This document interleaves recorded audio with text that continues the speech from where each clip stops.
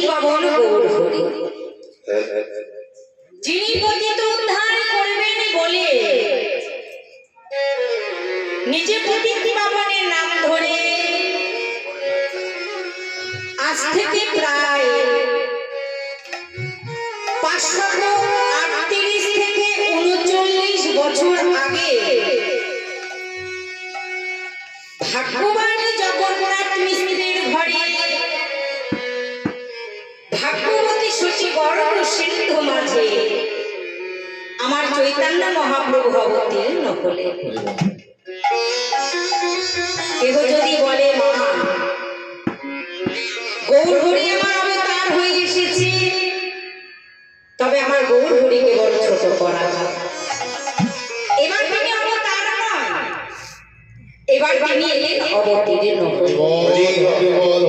রাধা কৃষ্ণ মিলিত তরই হচ্ছেন আমার গৌর সুন্দর অনন্ত কৃষ্ণ বহির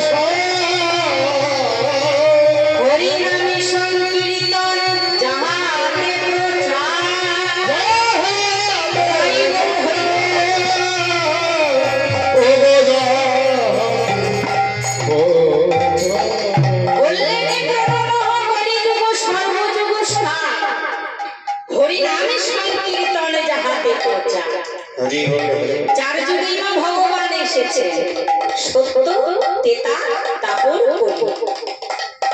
চার যুগে ভগবান এসেছেন, সত্য যুগে ভগবান এসেছেন শ্রী হরি।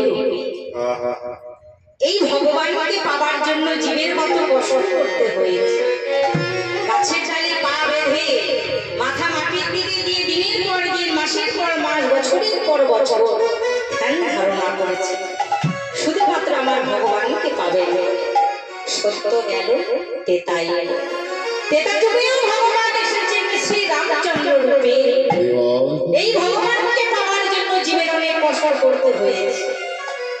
কুন্টাল কুন্টাল চন্দন কাঠ এনে যাগযজ্ঞ করেছেন শুধুমাত্র ভগবানকে পাবে না।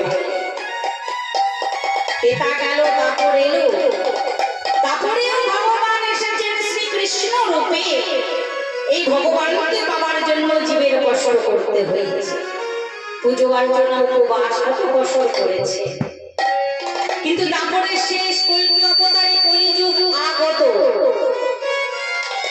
অন্যান্য যুগে ভগবানকে পাওয়ার জন্য জীবের কষ্ট করতে হয়েছে, কিন্তু কলিযুগের মাটিতে ভগবানকে পাওয়ার জন্য জীবের কষ্ট করতে হয়নি।